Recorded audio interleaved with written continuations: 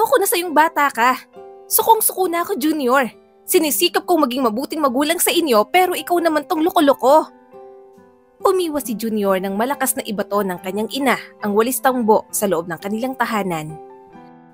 Kagagaling niya lang sa laro ng basketball sa court malapit sa kanila. Yun na agad ang binungad ng kanyang ina. Ano na naman po bang ginawa ko? Tanong ni Junior na animoy walang ideya sa kanyang ginawa. Ganyan naman po palagi ang tingin niyo sa akin. Aray! Nanay! Hinampas nito ang kanyang braso. Aray-aray ka dyan. Ilang araw ka na palang hindi pumapasok sa school. Walang hiya ka. Hingi ka ng hingi ng baon. Pinaglalaba pa kita ng uniform tapos hindi ka na pala pumapasok. Kung hindi pa tumawag ang advisor mo at sinabing maraming teacher ang gusto kang ibagsak, hindi ko pa malalaman. Napakamot na lang si Junior sa kanyang ulo. Hindi na nga siya pumapasok. Tambay lang siya sa computer shop. Hindi talaga alam ni Junior kung bakit wala siyang ganang mag-aral. Siya ang panganay at masipag naman ang dalawa niyang kapatid, pero siya hindi talaga. Tamad siyang mag-aral. Nagpatuloy pa ang kanyang ina. Huwag ka nang pumasok! Sawang-sawa na kaming pag-aralin ka. Sumama ka na lang sa tatay mo sa construction. Mag-construction worker ka na lang habang buhay. Tandaan mong araw na to, Junior Magsisisi ka talagang hindi ka nagsikap makatapos ng pag-aaral. Umalis na ang kanyang ina para magluto. Natahimik naman si Junior at natulala. Sa bahay, ang kanyang ina ang batas. Alam niyang sinagad niya na ito kaya nakapagdesisyon na ng ganoon. Yan kasi, bulakbul pa. Akala mo, nagjo-joke lang palagi si nanay. Lagot ka ngayon. Sabi pa ni Mavilyn na kapatid niya. Napairap si Junior at tumayo. Di wag mag-aral. Oh, saan ka na naman pupunta, Kuya Junior? Pinagalitan ka na nga, lalayas ka pa. Pakikialam pa ni Mavilyn. Diretso si Junior sa pintuan. Pupunta ako sa girlfriend ko. Alangan namang dibdibin ko pang sinabi ni nanay. Napailing na lamang ang kanyang kapatid. Hindi niya na lamang ito pinansin. Wala lang naman yon para kay Junior.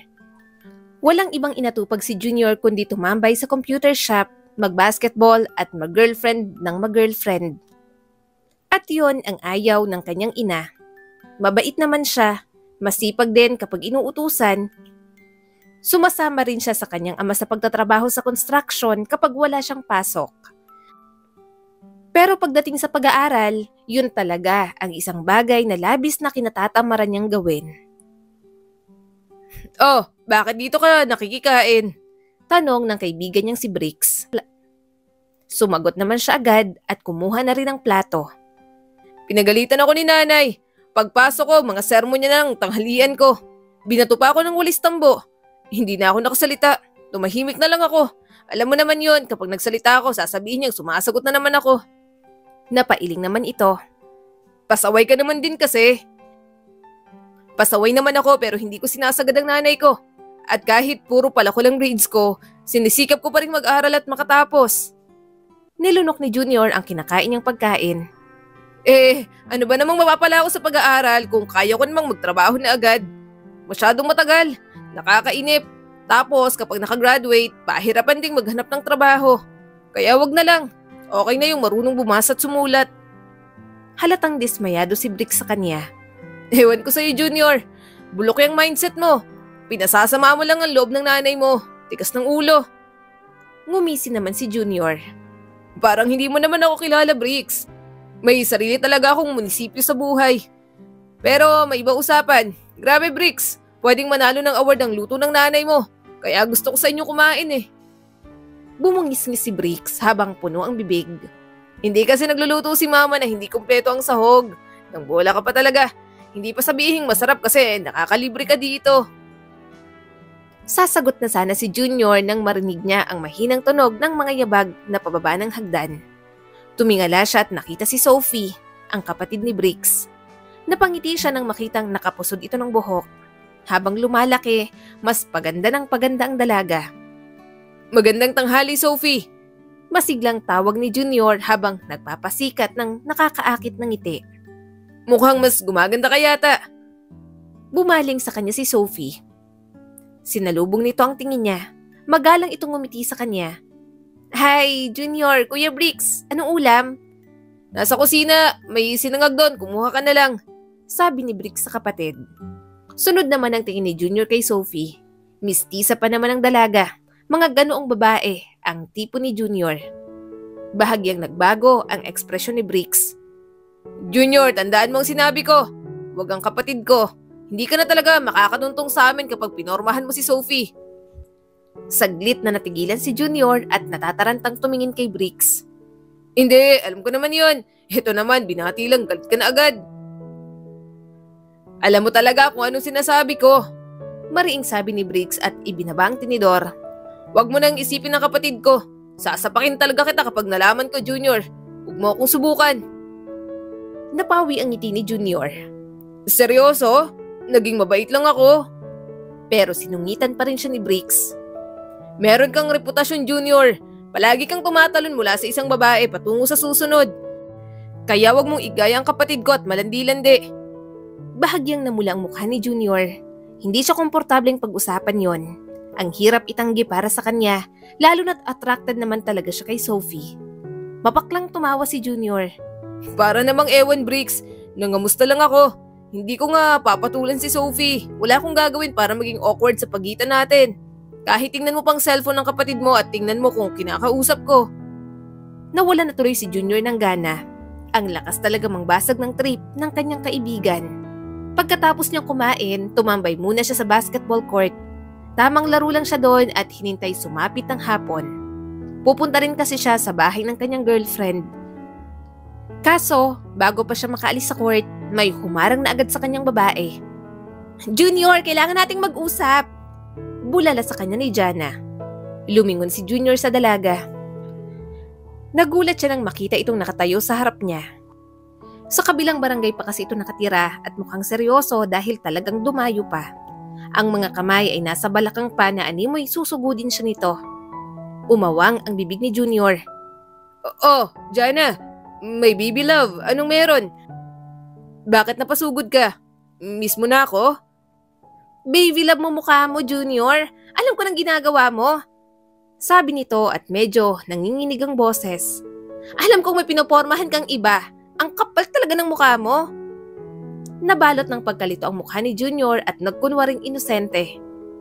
Ha? Wala akong alam sa sinasabi mo, Jana. Tinulak ng dalaga ang kanyang dibdib. Huwag kang magmaang-maangan. Mas lalo lang akong naiinis sa'yo. Sarap mong tirisin. Nakita kong mga text. Narinig ko ang mga chismis. Pinopormahan mo yung babae sa klase ninyo na sinasabi mong kaibigan mo lang. Naningkit ang mga mata ni Junior. Sinong nagsabi sa'yo niyan? Hindi totoo yan, Jana. Huwag kang magsinungaling sa akin, Junior. Sigaw ng dalaga. Hindi ako mangmang. Narinig ko ang tungkol doon mula sa maraming tao. Kaya paano mo pa itatanggi? Pinagkatiwalaan kita.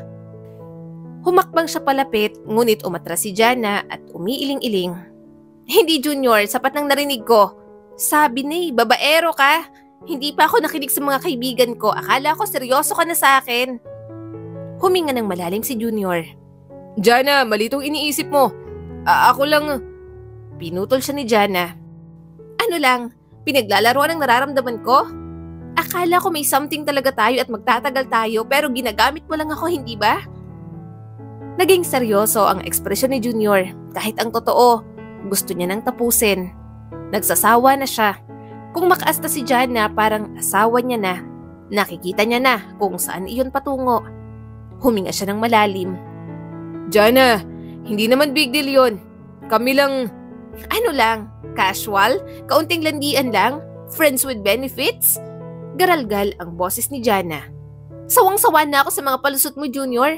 Makikipaghiwalay na ako sa'yo. Huminga ulit ng malalim si Junior. Saglit siyang nakaramdam ng guilt.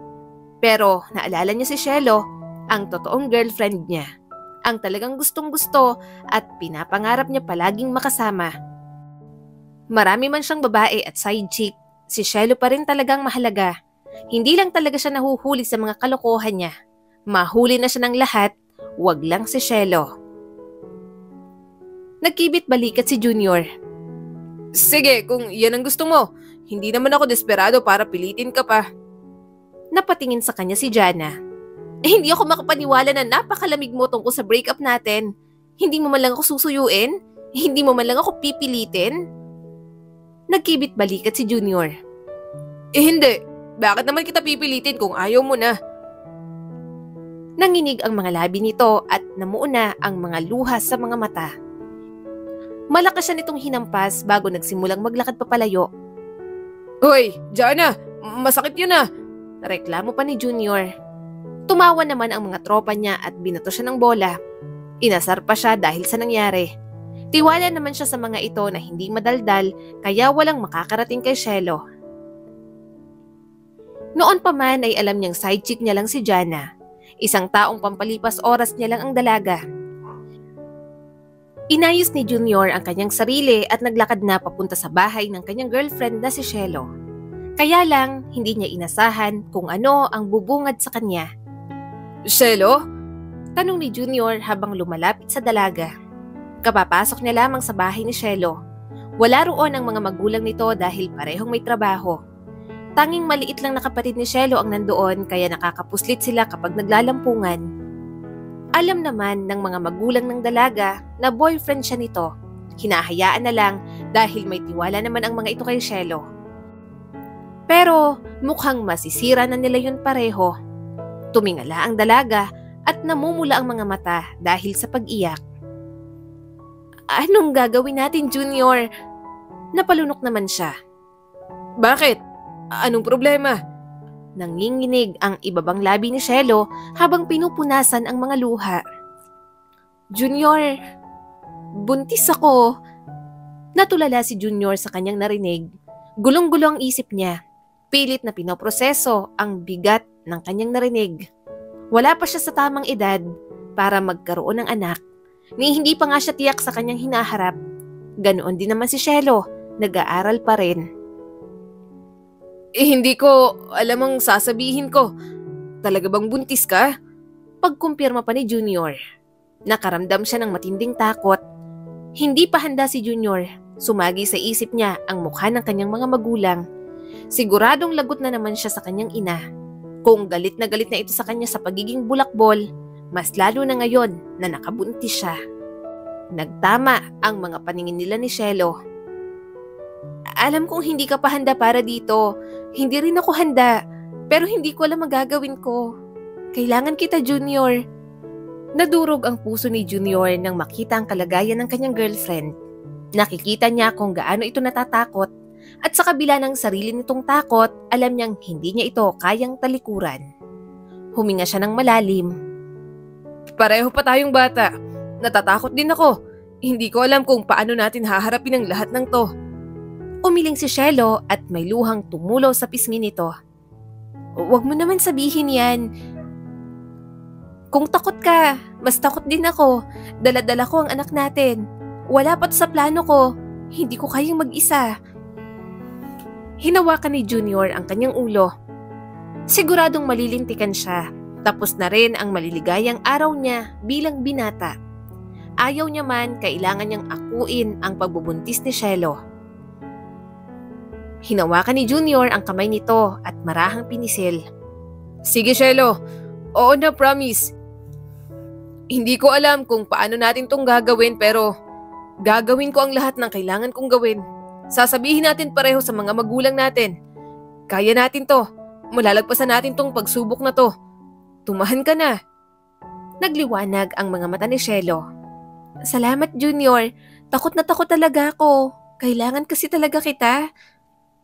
Hinila ni Junior si Cielo sa isang magiliw na yakap. Sinusubukan niyang magbigay ng kaunting ginhawa at lakas sa kabila ng kanyang sariling mga takot. Nararamdaman niya ang bigat ng pangako na ginawa niya. Subalit habang hawak niya ito, naramdaman niya din ang determinasyon na paninindigan ang kanyang mag-ina. Kakausapin ko ang mga magulang ko. Kapag nasabi ko na, saka naman tayo magsasabi sa mga magulang mo. Tumango si Cielo. Nanatili silang ganoon sa mahabang sandali. Pareho silang hindi tiyak sa kinabukasan, pero wala na rin naman silang magagawa kung nandoon na ang bago nilang tatahaking kapalaran. Buntis? Junior, seryoso ka ba? Hindi ito isang biro, hindi ba? Nakatitig sa kanya ang mga mata ng kanyang inang si Clara. nagliliyab sa magkahalong galit at sakit. Napalunok si Junior at nanunuyo na ang lalamunan. Hindi po, Nay. Totoo nga po. Buntis si Shelo at magiging ama na po ako. Pulang-pula ang mukha ng kanyang ina. Napatayo ito bigla, halos tumilapon ng upuan sa sobra nitong galit. Napamura si Clara. Loko-loko ka talagang bata ka. Wala ka nang ginawang tama kahit kailan. Ginugugol mo ang lahat ng oras mo sa paglalaro ng basketball. Pagtambay sa computer shop at hindi pinapansin ang pagpasok sa eskwelahan. At ngayon nakabuntis ka? Ano bang iniisip mo? Wala ka nang binigay kundi problema at kahihiyan, Junior. Hinawakan ng tatay niya ang kamay ng kanyang ina. Clara, bigyan natin ng pagkakataon si Junior na magpaliwanag. Umupo ka. Binalingan siya ni Clara sa matalim na titig. Bigyan ng chance na magpaliwanag? Anong dapat ipaliwanag? Walang ibang ginawa yung anak mo kundi bigyan tayo ng kabiguan sa buhay. Bumagsak na nga sa school dahil hindi na pumapasok at ngayon eto? Galit na galit ako. Sinubukan ni Junior na patatagin ang boses. Pasensya na po, Nanay. Alam ko pong sakit na ako sa ulo ninyo. Pero susubukan ko pong ayusin ang buhay ko. Sa amin po ni Shelo at ng baby namin. Maghahanap po ako ng trabaho, magsisikap at susuportahan ng mag-ina ko. Handa po akong tanggapin ang responsibilidad. Bakas pa rin ang galit sa mukha ng kanyang ina, ngunit may namumuong luha. Responsibilidad? Sa palagay mo, maaari mo lamang ayusin to sa isang trabaho? Wala kang ideya kung anong ginawa mo. Sinasayang mo ang buhay mo. Wala kang patutunguhan, Junior. Paano mo magagawang bigyan ng buhay ang isang bata kung halos hindi mo kayang isipin ang sarili mo? Bakas ang guilt sa mukha ni Junior. Nasasaktan ang kanyang ina. Palagi niya nalang ginagawa iyon. Tuluyang bumagsak ang mga luha mula sa mga mata ni Clara. Paulit-ulit akong nagsasabi sa iyo na mag-aral ka, magpakabuti ka. Malupit ang lipunan sa mga taong hindi nakapag-aral, Junior. Hindi mo pa nararamdaman sa ngayon pero kapag matanda ka na, doon mo matatanggap lahat ng yon. Kaya nga sinisikap namin ng tatay mo na mapag-aral namin kayo dahil alam namin ang pakiramdam na maliitin at tapak-tapakan. Bumaba ang tingin ni Junior sa sahig. Huwag po kayong mag-alala. Aayusin ko na po ang buhay ko. Gagawin ko po kung ano ang tama. Napailing ang kanyang ina. Hindi lang to tungkol sa tama, Junior. Lalo mo lang nilagay ang sarili mo sa posisyon na mas lalo kang mahihirapan. Wala kang kinabukasan para sa sarili mo. Hindi pa matatag ang pundasyon mo. At ngayon, nagdadala ka ng isang bata sa gulo na to. Hindi talaga patas yan sa mag-ina mo. Huminga ng malalim ang kanyang ama. Hindi namin sinasabi ito ng walang kabuluhan. Sinasabi namin to dahil nag-aalala kami. Gusto naming magtagumpay ka sa buhay, Junior. Pero sa ngayon, kahit ako, nawawalan na rin ng pag-asa sa'yo. Naiintindihan ni Junior kung napagod na din ang kanyang mga magulang sa kanya. Kahit paano, nakaramdam pa rin naman siya ng hiya. Kaya hanggang kaya niya, pipilitin niyang buhayin si Shelo at ang kanilang anak.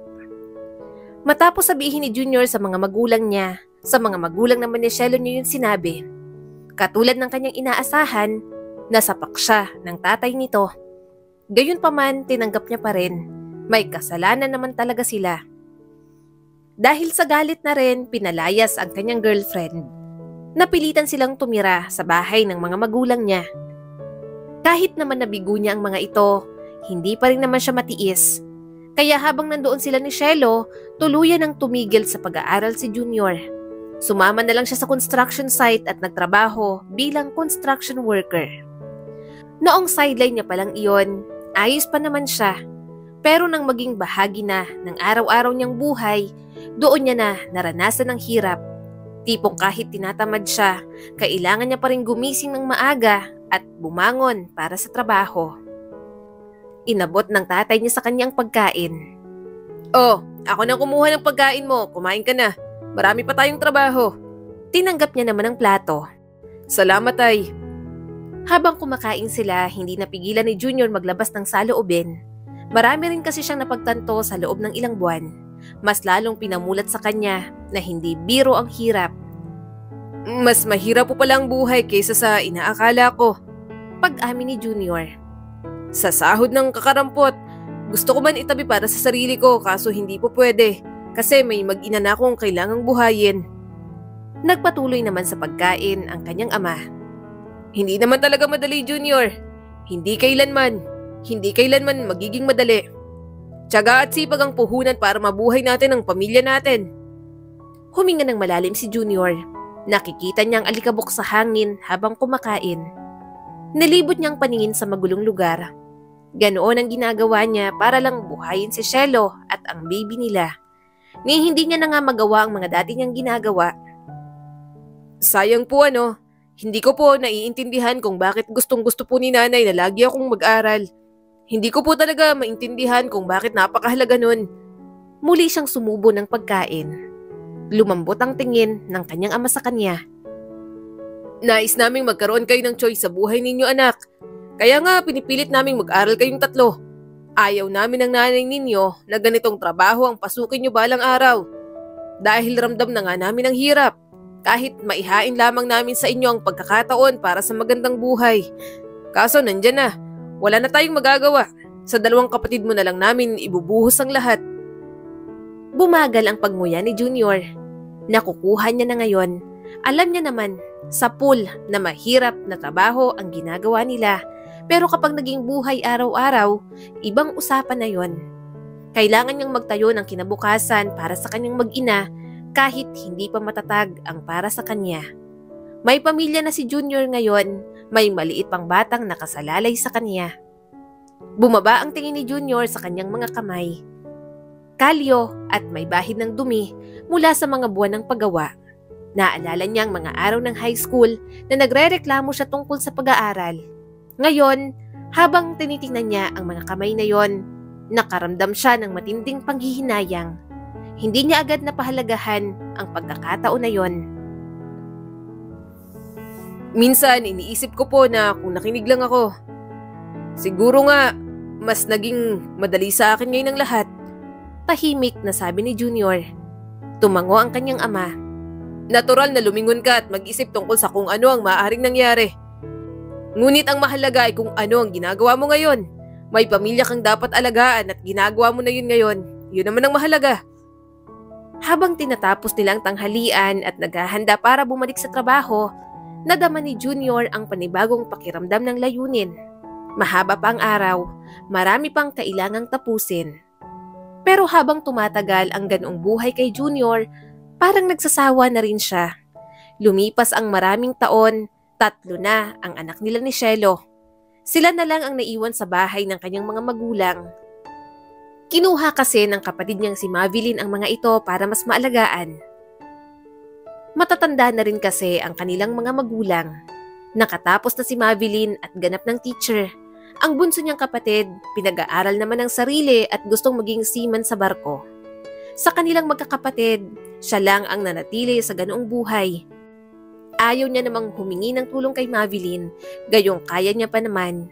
Bukod doon, mataas din ang kanyang pride. Alam ni Junior na kaya niya pa pero mukhang hindi pa yun sapat. Lumalaki ang pamilya nila at mas nahihirapan na sila ni Shelo na pagkasyahin ang kanilang mga sinasahod. Alam naman ni Junior ang responsibilidad niya. Pero minsan talaga, gusto niya namang isipin muna ang kanyang sarili. Junior, hindi pwedeng ganito palagi. Binigyan mo ako ng sahod mo pero ito lang, hindi sapat to para mabayaran ng groceries at mga bayarin natin. Paano mo inaasahan na magkakasya to sa atin? Anong tingin mo sa akin? Nagmamagic? Bakas ang pagkadismaya sa mukha ni Shelo. Napatingin siya sa kanyang asawa. Alam ko, Shelo, pasensya na. Yan lang talagang kaya ko. Hindi ko naman... Pinutol siya ni Shelo. Anong ito lang ang kaya mo? Alam mo may 3 tayong anak na dapat alagaan. Sa susunod na 2 linggo pang dating ng sahod ko. Mauubusan tayo ng pera. Paano ang kailangan ng mga bata? Mga bayarin nila sa school. Palibhasa kung ano-anong inaatupag mo. May bisyo ka pa. Tumingala si Junior at sinalubong ang tingin ni Shelo. Anong gagawin ko? Alam mo namang hindi ko kayang wala ang mga yon. Inumatyosin na nga lang eh. Kada sahod nga lang ako bumibili. Nanlaki ang mga mata ni Cielo at hindi makapaniwala. Paano mo kakayanin kung hindi ka nagpipigil? Sobrang dami ng pangangailangan natin ngayon. Ano ka ba naman, Junior? May baby pa tayo tapos uunahin mo pa yung bisyo mo. Mag-isip-isip ka naman. Naramdaman ni Junior ang tensyon sa silid. Pinasadahan niya ng kamay ang kanyang buhok. Palagi naman silang magtatalo tungkol sa bagay na yon at nagkakaayos din. Pero nagsasawa na lang din talaga si Junior. Hirap tanggalin sa akin. Yun na nga lang ang paraan ko para naman matanggal ang stress ko sa trabaho. Bumagsak ang mga balikat ni Cielo. Nahihirapan tayo, Junior. Hindi mo man lang kami iniisip. Nagsusumikap ako sa abot ng makakaya ko kaya sana ganun ka rin. Parang hindi mo siniseryoso ang sitwasyon natin eh. Bumaha ang pagsisisi sa mukha ni Junior. Pasensya na. Sige, gagawin ko ng paraan. Susubukan ko na rin bawasan ang bisyo ko.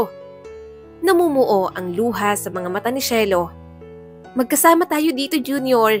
Pareho dapat tayo nag-iisip ng mga mas magagandang paraan kung papaano bubuhayin ang mga anak natin. Huminga ng malalim si Junior. Pasensya na. Niyakap na lamang ni Junior ang kanyang asawa. Pinasama niya na naman ang loob nito. Kaya lang ang hirap din talagang intindihin para kay Junior. Napapagod din naman siya, kaya ang mga frustration at inis na ibabaling niya na lang sa ibang gawain at sa ibang tao. Sumandal si Marisa sa kanya at may pilyong kislap sa mata. Alam mo, Junior, dapat ka na talagang umalis sa trabaho mo sa construction. Pwede ka na mag-apply na comedian. Palagi mo akong pinapatawa. Tumawa si Junior. O talaga? Binubola mo lang ako eh. Ngumisi si Marisa at mapaglarong tinulak siya. Natural na performer ka nga eh. Ang galing mo raw sa kama. Nagtaas ng kilay si Junior. Hindi mo pa nga nasusubukan eh. Ano, bukas, magmutal tayo. Kahit 3 oras lang. Matagal niya nang pinopormahan si Marisa. Tendera ito sa tindahan ng school supplies, malapit kung saan siya nagtatrabaho. Nung una, inaasar at binubola-bola niya lang. Kaya hindi niya inaasahang papatulan siya nito at sumama na sa kanyang kumain sa labas. Pero bago pa man makasagot si Marisa, biglang dumating si Cielo. Napatayo agad si Junior. Namumula ang mukha nito sa galit at nagliliyab ang mga mata. Junior! Malakas na sigaw ni Cielo at napatingin na sa kanya ang ibang tao sa parke. Sinasabi ko na nga ba? Alam kong may malinong sinabi mong late ka na sa trabaho. Tumayo si Junior at namutla ang mukha. Cielo, hindi ganito ang iniisip. Anong hindi iniisip? Putol ni Cielo at nasa boses ang pangungutya. So, nagsisinungaling ka sa akin tungkol sa pagtatrabaho mo para lang makatakas sa akin at makasama yung pangit na yan? May asawa ka na pala? Tinulak siya ni Marisa bago kumaripas ng takbo. Pero mas mabilis si Cielo. Sa isang mabilis na kilos, hinawakan nito ang buhok ni Marisa. Napasigaw si Junior at pinigilan ang kanyang asawa. Nahihiya na siya sa sitwasyon nilang tatlo. Sa tingin mo, kaya mo lang maglabas-pasok sa buhay namin ng asawa ko at guluhin ang pamilya namin, ha? Nanginginig na ang mga kamay ni Cielo sa galit. Napahiyaw si Marisa. Namula ang mukha sa gulat at sakit. Bitiwan mo ako! Hinila ni Junior ang kanyang asawa. Cielo, tumigil ka! Ano ba, mahiya ka naman? Ngunit hindi nakinig si Cielo. Mas nangingibabaw ang galit nito. Siya tuloy ang nasampal ng kanyang asawa. Nagkaroon ng pagkakataong makaalis si Marisa. Nagmamadaling tumayo ang dalaga at nagawang makalayo at tumakbo.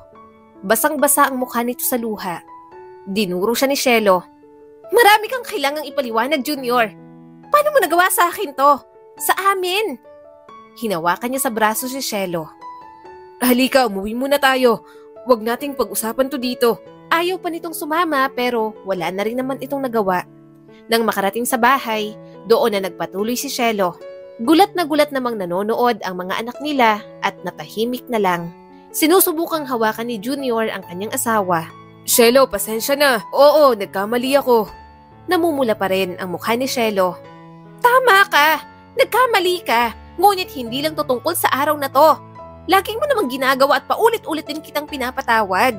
Kung sino-sino ang nababalitaan kung pinopormahan mo. Oo, baka nga wala ka pang nakakaladkad sa kama pero yung pakikipaglandian mo, panloloko na rin yan. Humakbang papalapit si Junior. Hindi ko pinag-isipan. Pinilit kong tumakas sa stress at pressure ng buhay. Ikaw din naman kasi. Palagi mo na lang akong inaaway. Hinampas nito ang kanyang dibdib. Inaaway kita dahil sobrang laki ng pagkukulang mo sa amin. Kung hindi pa kita paaalalahanan, parang hindi mo pa maiisip na may responsibilidad ka sa amin ng mga anak mo. Puno ng pagsusumamo ang mukha ni Junior. Ipinapangako ko sa'yo, Shelo, magbabago na ako. Last na yon. Sorry na, wag na tayong mag-away ah. Puputulin ko ang lahat ng ginagawa ko sa ibang babae at hindi na ako gagawa ng ganito. Pasensya na talaga.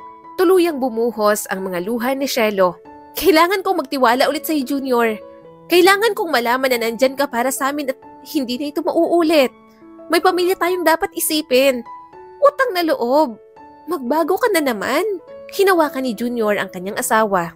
Paulit-ulit na siyang gumagawa ng kalokohan, pero paulit-ulit pa rin siyang pinapatawad ni Shelo. Kaya alam niya sa kanyang sarili na mas matimbang ang pagmamahal niya sa kanyang asawa, higit sa lahat. Tumango si Junior. Naiintindihan ko. Pasensya na ulit. Susubukan kong buuin muli ang tiwala mo. Pangako, Shelo. Pero ilang beses na ba siyang humingi ng tawad at ilang beses na ba siyang pinatawad? Ilang beses na ba siyang nangako at ilang beses niyang hindi tinupad? Kaya nang dumating na ang araw na kinatatakutan niya, wala na siyang nagawang paraan para pigilan pa ang kanyang mag-iina. Ang lakas namang kumatok, sisirain yatang pinto ko. Sino ba yon? Sabi ni Lena, ang babaeng kasama niya sa kama. Bumangon ito at nagbihis ng damit. Ngumisi naman siya nang makita ang hubog ng katawan ni Lena. May nangyari sa kanila pero hindi naman intensyon ni Junior makipagrelasyon. Ganoon din ito. Pareho lang talaga sila ng gustong mangyari. Pero pagbukas pa lang ng pinto ni Lena, namuta na agad siya nang makita si Shelo. Galit na galit nitong hinila ang buhok ni Lena at kinaladkad palabas. Ano ba? Bitiwan mo ako! Malakas na sigaw ni Lena kaya pati mga kapitbahay napalabas na rin sa kanya-kanyang bahay. Nang umawat si Junior, siya naman ang binalingan ni Shelo. Hindi niya na mabilang kung ilang hampas at sampal ang natanggap niya mula dito. Nanginginig sa galit ang boses ni Shelo. Husto na, Junior! Husto na! Pagod na ako sa'yo! Ubus na ubus ng pasensya ko sa'yo! Napalunok sa kaba si Junior. Alam niyang sa pagkakataon na yon, mas matindi na ang galit ni Shelo. Naramdaman niya na agad na may mahalagang mawawala sa kanya. Kinuha ni Shelo ang bag nito at mabilis na umalis. Kinuha niya naman ang damit niya sa loob at nagmamadaling nagbihis. Kailangan niyang suyuin ang kanyang asawa. Alam niyang yun na ang pinakamatindi sa lahat ng ginawa niya. Nang makarating sa bahay, naabutan niyang nag-iimpake ang kanyang mag-iina. Umiiyak ang mga ito. Lumapit siya kay Shelo pero hindi siya nito pinapansin.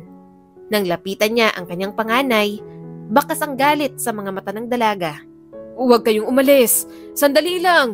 Bakit kayo aalis? Mapag-uusapan pa natin to. Halos nagmamakaawa niya ng sabi. Marahas siyang itinulak ni Shelo. Pagod na ako sa'yo, Junior. Naging matyaga ako, mapagpatawad at para saan? Para tratuhin na parang uto-uto? Ayoko na. Sawang-sawa na kami ng mga anak mo sa'yo. Nanuyo ang lalamunan ni Junior. Shelo, pakiusap. Huwag mo namang... Hindi! Mariing putol sa kanya ni Shelo. Ilang beses kitang binigyan ng pagkakataon. Hindi ka na nawalan ng ibang babae at pinatawad kita sa bawat pagkakataon. Umasa na magbabago ka. Pero ito? Ito nang huling pisi ng pasensya ko, Junior. Tapos na ako sa'yo. Ayoko na. Sumusuko na ako sa'yo. Daig niya pa ang sinapak. Nakita ni Junior sa mga mata ng kanyang asawa na desidido na talaga itong iwanan siya. Nagsimulang mamuo ang luha sa kanyang mga mata. Nanginginig ang mga kamay na inabot niya si Shelo. Basag ang boses niya sa labis na desperasyon. Shelo, pakiusap. Pag-usapan natin to. Aayusin ko. Hindi ko na talaga uulitin. Umiling si Shelo. Hindi, Junior. Sinubukan kong ayusin to. Sinubukan kong maniwala sa mga pangako mo. Ngunit ginawa mo ng malinaw na wala kang pakialam na hindi mo pinahahalagahan lahat ng pagkakataong binibigay ko sa'yo. Isasama ko ang mga bata at aalis na kami.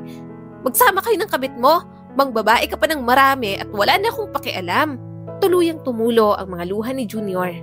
Pakiramdam niya ay parang lumulubog siya sa lupa. Tila may bahaging gumuho sa kanya. Umiling si Junior. Shelo, huwag mong gawin to. Kaya kong magbago. Pangako, please. Hindi ko na talaga gagawin. Bigyan mo lang ako ng pagkakataon. Huwag niyo naman akong iwan ng mga bata. Mahal na mahal ko kayo. Humagulgol na si Shelo. Binigyan kita ng mas maraming pagkakataon kahit hindi mo naman deserve lahat ng yon. Pagod na ako sa pagsasama natin. Aalis ako at ang mga bata dahil ito ang tingin ko makakabuti para sa amin. Puro kabisyo, babae. Kailangan ko ring isipin ang kanilang kinabukasan. Hindi katulad mo na maraming pagkukulang. Pinagmasdan ni Junior ang pagtalikod ni Shelo at ng kanyang mga anak. Habang naglalakad ang mga ito patungo sa pinto, lalong nadudurog ang kanyang puso.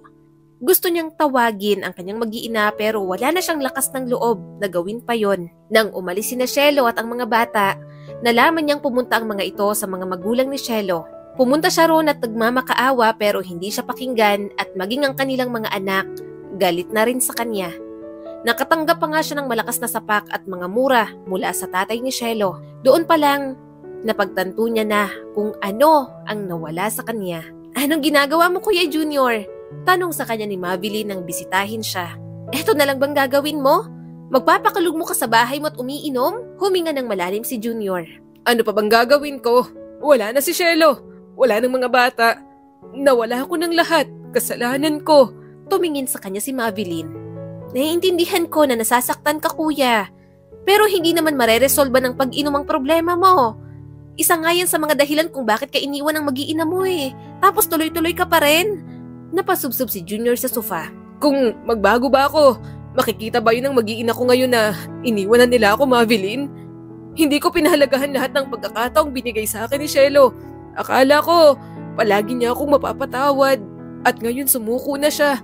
Hindi ko siya sinisisi pero bakit parang ang bilis? Hindi ko alam kung mapapatawad ko pang sarili ko. Napailing ang kanyang kapatid. Kuya, hindi mabilis. Talagang naipon ang lahat ng sama ng loob sa'yo ni Ate Shelo.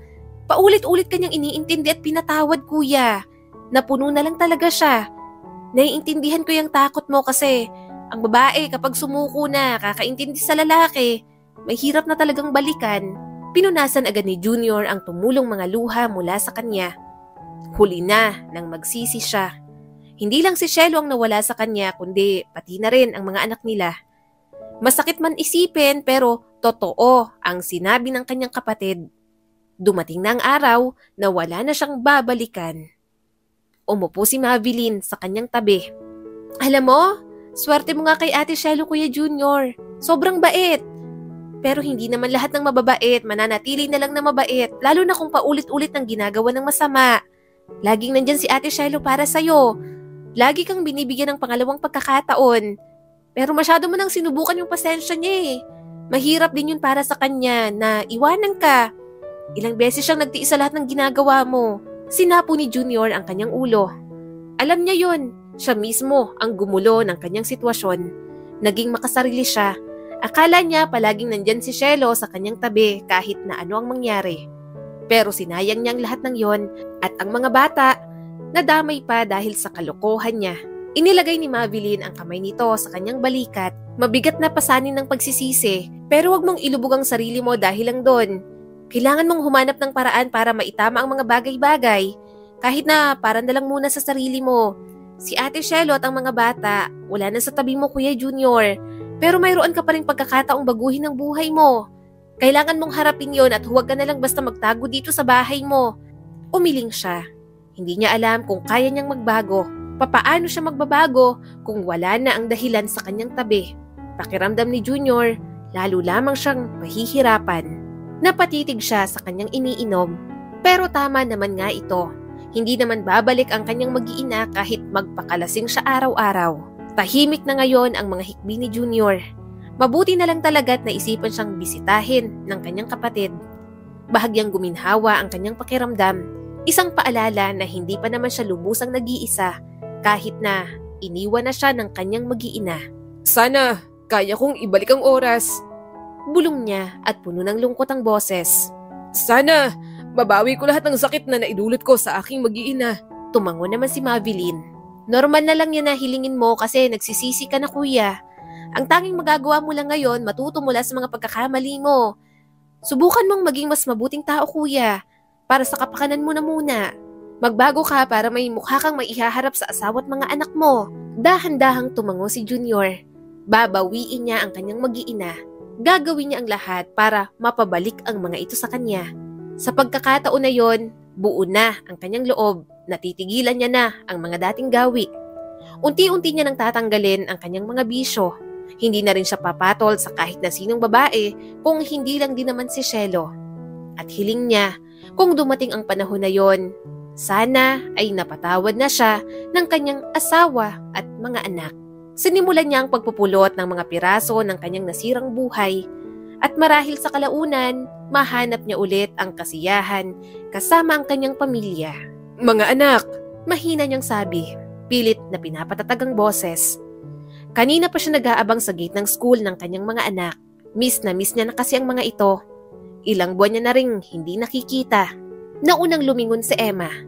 Ang ekspresyon nito ay may halong pagtataka at galit. Sumunod naman si Lily na nakatutok pa rin sa lupa ang mga mata. Nadurog ang puso ni Junior nang makitang mukha ng kanyang dalawang anak. "Papa?" sabi ni Emma at matigas ang boses. "Ano po bang ginagawa mo dito?" pumunta ako para makita kayong dalawa. Kumusta na si Bunso? Si Jello, saka si Cielo?" tanong ni Junior at inabot ang isang sobre. Dala ko to para sa inyo. Naisip ko na baka kailanganin nyo to. Para sa school o anumang kailangan yung magkakapatid. Umangat ang ulo ni Lily at kumislap ang mga mata sa sakit. "Sa tingin mo po ba talaga na kailangan po namin ng pera ninyo? Hindi po namin kailangan yan. Hindi na po kami tatanggap ng kahit ano sa manloloko na katulad nyo." Namula ang mukha ni Junior. Masakit pala talaga kapag galing na sa kanyang mga anak ang mga salita na yon. Parang may humawak na mahigpit sa kanyang puso. Tila hindi siya makahinga. Nanginig ang mga labi ni Junior. Gusto ko lang tumulong. Alam kong mahirap ang mga nangyayari sa pamilya natin. Gusto ko namang ayusin. Bigyan nyo lang ako ng pagkakataon. Umiling si Emma. "Hindi mo po basta-bastang mabibili ang aming kapatawaran, Papa. Sinaktan mo po si Mama. Sinaktan mo po kami. Hindi namin gusto ang pera mo. Kaya naman po kaming buhayin ni Mama." Nanginginig ang mga kamay ni Junior habang binababa ang sobre. Alam kong nagkamali ako. Pasensya na. Sobrang miss na miss ko lang talaga kayong mga anak. Miss ko ng pamilya natin. Tumulo ang luha ni Lily at nabasag ang boses. "Ang hirap na pong maniwala sa inyo, Papa. Nangako ka po kay Mama ng paulit-ulit na titigil ka pero hindi mo naman ginawa. Paano ka po namin mapagkakatiwalaan ngayon?" Sumakit ang puso ni Junior sa sinabi ng kanyang mga anak. Kita niya ang lungkot at disappointment sa mata ng mga ito. Tila isa siyang malaking kabiguan sa harap ng dalawa. Pinunasan niya agad ang tumulong luha. Alam ko namang binigo ko kayo. Naging makasarili ako at alam kong hindi sapat ang pagsasabi ng sorry. Sinusubukan kong magbago. Gusto kong maging mas mabuting tao para sa inyo, para sa ating lahat. Umiling naman ang kanyang panganay na anak. "Ayaw po naming marinig ang mga paliwanag ninyo. Kailangan na po naming umalis dahil hindi mo naman po tinutupad ang mga pangako mo." Lalong nawala ng pag-asa si Junior. Namimiss niya ang mga ito. Namiss niya na ang mga araw na buo ang kanyang pamilya. Ang mga araw na puno ng tawanan ang kanilang tahanan at sagana sa pagmamahal. Kapag tahimik ang bahay tuwing umuuwi siya, labis ang kanyang lungkot. Kapag walang Cielo na sumasalubong sa kanya mula sa trabaho, daig niya pa ang binawian ng buhay. Naiintindihan ko kung hindi niyo ako mapapatawad sa ngayon. Mahina niyang sabi. Pero hindi ko kayo susukuan mga anak. Sabihin niyo yan sa mama ninyo. Babawi ako sa inyong lahat. Gusto ko lang maging bahagi ulit ng buhay ninyo at gawin ang tama bilang isang ama sa inyo at asawa kay Cielo. Napaatras ng isang hakbang si Lily at malayang tumulo na ang mga luha. "Kailangan po namin ng oras, Papa." Tumalikod sina Emma at Lily sa kanya. Mahigpit ang hawak niya sa sobre. Inipon niya pa naman yon sa ilang buwan niyang pagtatrabaho. Hindi na rin siya madalas bumili ng kanyang mga bisyo at wala nang ibang nagawa si Junior kundi ang panoorin na lang na umalis ang kanyang mga anak. Habang naglalakad pa uwi, hindi niya maiwasang maging malungkot. Uuwi na naman siyang mag-isa. Wala na naman siyang madadatnan sa bahay nila. Habang naglalakad, nakakita siya ng mga batang kalye. Nag-aagawan ng mga ito sa mga pagkaing iniwan ng isang babae. Muntik pang magkasakitan, kaya lumapit na talaga siya. Hinila agad ni Junior sa damit ang isang bata. "Hoy, ano yan? Bakit kayo nag-aaway sa pagkain?" Dinuro ng isang bata ang isang matabang lalaki.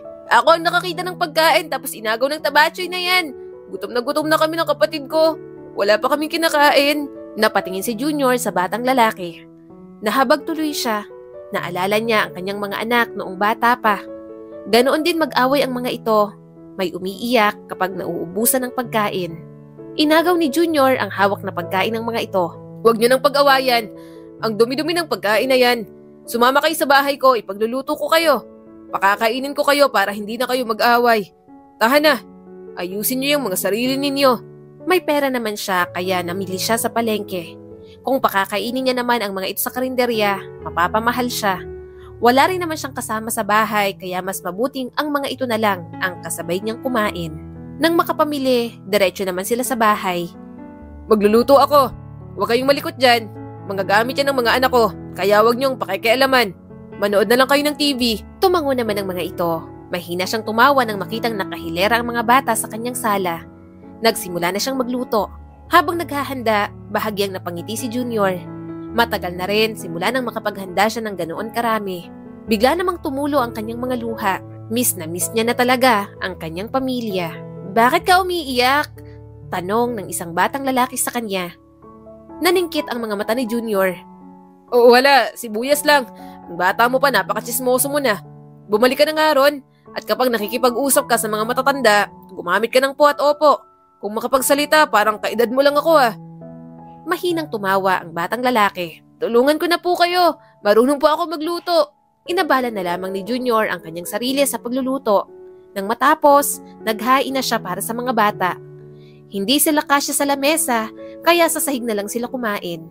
Nakita niya kung gaano gutom na gutom ang mga batang nasa loob ng kanyang tahanan. Nakipagkwentuhan si Junior sa mga ito. Yung iba sa kalye na talaga natutulog at wala ng mga magulang. May ibang bata naman na may mga magulang pero pinabayaan lang. Iba-iba ng kwento pero isa lang ang naramdaman ng mga ito. Lahat ay nagugutom. Naisipan lang tumulong ni Junior pero ang pagtulong na yon, hindi lang pala isang beses mangyayari. Kauuwi niya lang galing sa trabaho nang nakita ang mga batang kalye sa tapat ng kanyang bahay. Yumakap ang mga ito sa kanya. Mga batang to. Oo, construction worker lang ako. Hindi ako mayaman. Tapos, dito kayo palagi makikikain. Reklamo ni Junior pero nagluto pa rin ng pagkain para sa mga ito. Naging tuloy-tuloy yon kaya ng problema na si Junior. Gayunpaman, hindi niya kayang itaboy ang mga bata. Naaawa siya. Talagang naghihintay ang mga itong umuwi siya sa gabi kahit wala siyang pera at hindi naman mayaman. Pinagluluto niya pa rin ang pagkain ng mga ito. Kaya para makatipid, nag-isip ng paraan si Junior kung papaano mapapakain ang mga batang nagpupunta sa bahay niya. At habang nasa palengke, doon siya nakaisip ng solusyon. Pinulot niya ang sayote na nahulog ng tendero. Naiwan niyo po yata tong mga gulay. Umiling naman ang tendero sa kanya. Hindi, tinatapon na talaga namin yan. Mga reject yan. May mga bulok na hindi na pwedeng ibenta. Napatingin siya sa sayote na hawak niya. Okay pa yon. Alam niyang may makakain pa rin na ibang parte doon kahit may bulok. Kaya hindi na siya nagdalawang isip at hiningi ang mga gulay na tinatapon ng mga ito. Naging routine na yun ni Junior tuwing madaling araw. Bago pumasok sa kanyang trabaho, namumulot si Junior ng mga gulay na iniiwan. Kapag naman close niya ang mga tindera, hinihingi niya na lang. Kaya minsan, ibinibigay na sa kanya na nakaplastik na. Salamat po! Nakangiting sabi ni Junior. Tumango naman sa kanyang tindera. Bakit ba lagi kang humihingi ng mga reject na gulay dito? Saan mo ba ginagamit ang mga yan? Mahinang tumawa si Junior. Ginagawan ko po ng paraan tapos niluluto ko. Pinapakain ko po kasi yung mga batang kalye. Nagulat naman ito sa kanyang sinabi. Kaya pala hindi ko na masyadong nakikitang pakalat-kalat ang mga yun dito. Ba't ang galing mo naman? Construction worker ka lang, di ba? Di yung sahod mo napupunta sa kanila. Napakamot naman si Junior sa kanyang batok. Nung una po, pero nang makahanap po ako ng diskarte, medyo hindi na. Saka wala naman po sa perang kagustuhang tumulong. Napangiti ang tindera. Hanga ko sa'yo, Junior. Bihira ang katulad mo. O shit, kapag bumalik ka rito, dadagdagan ko ng ibang gulay ang mga binibigay ko sa'yo para naman may pagpipilian ka sa mga lulutuin mo. Salamat po ulit. Masayang sabi ni Junior. Lumipas ng 1 taon, hindi niya namalayang nakasanayan niya na ang talagang tumulong.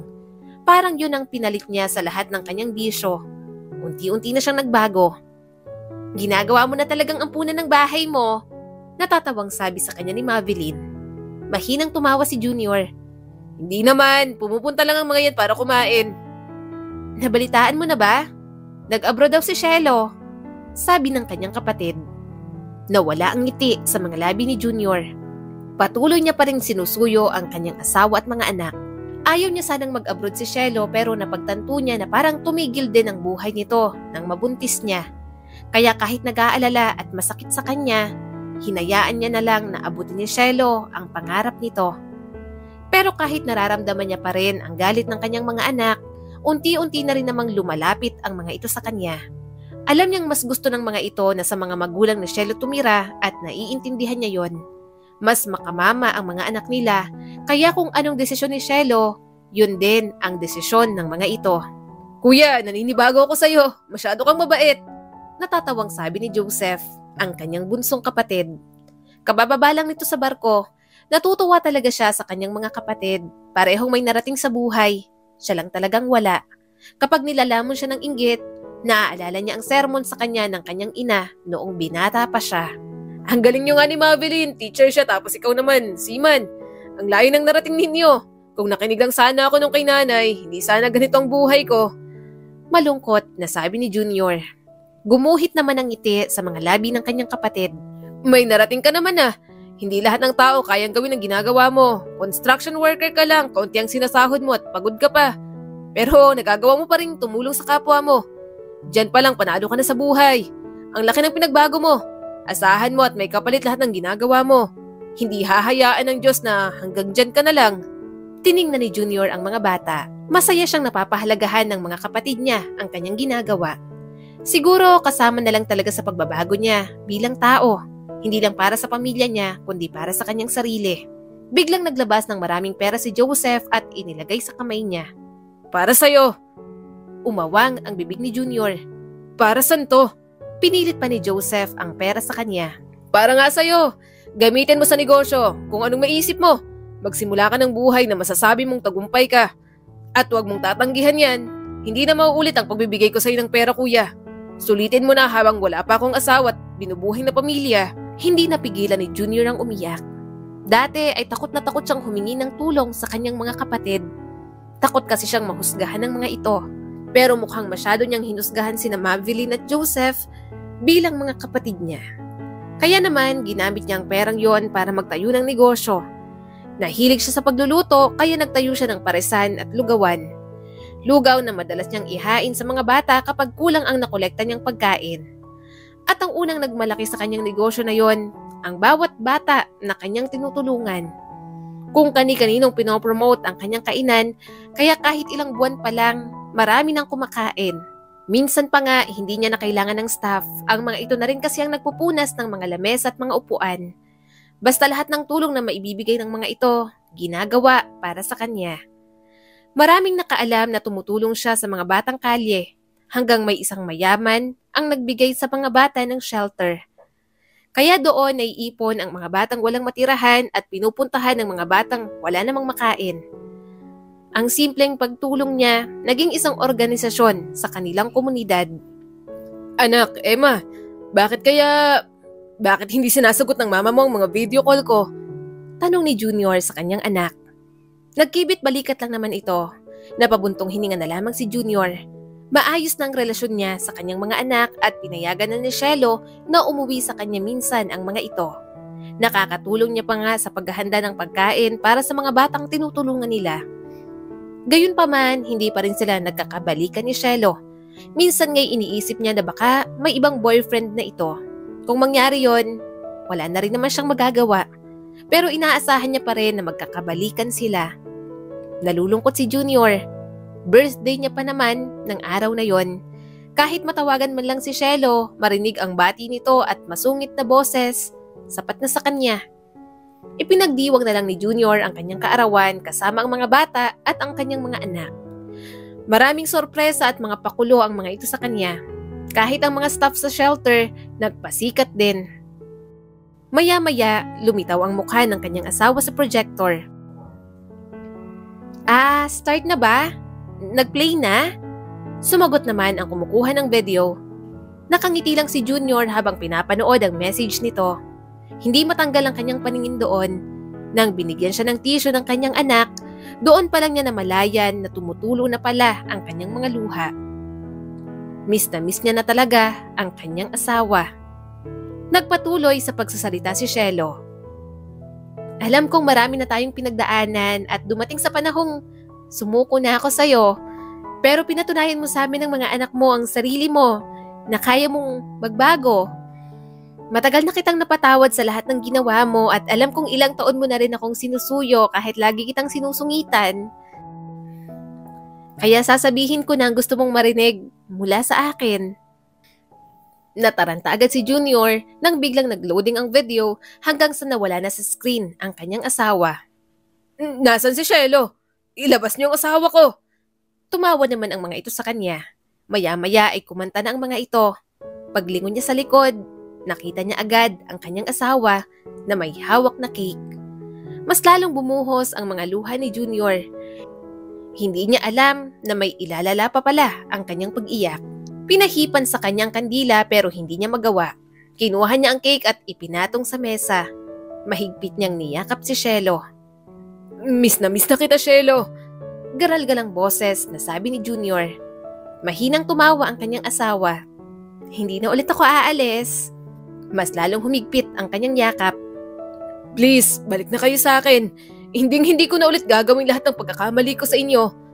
Sorry sa lahat. Nagbago na ako. Mamahalin ko kayo ng sobra. Hindi ko na kayo pababayaan. Mahal na mahal kita, Cielo. Pinunasan naman ito ang kanyang mga luha. Oo, babalik na kami sa'yo. Magiging pamilya na ulit tayo. Mahal na mahal din kita, Junior. Sinama niya sa yakap ang kanilang mga anak. Napapikit siya at nagpasalamat sa Diyos. Napatawad na siya ng kanyang mag-iina. At sa wakas, buo na ulit ang kanyang pamilya. Ang kwentong ito ay nagpapaalala sa atin na ang pagpapatawad ang magdadala sa atin pabalik sa ating pamilya. Ang tunay na pagmamahal ay hindi nagtatago ng sama ng loob, kundi nagpapatawad at nagbibigay ng pagkakataon para sa pagbabago. Muli, ito po si Skylar Guro at sana may bago na naman kayong natutunan sa kwento natin ngayon. Maraming salamat po.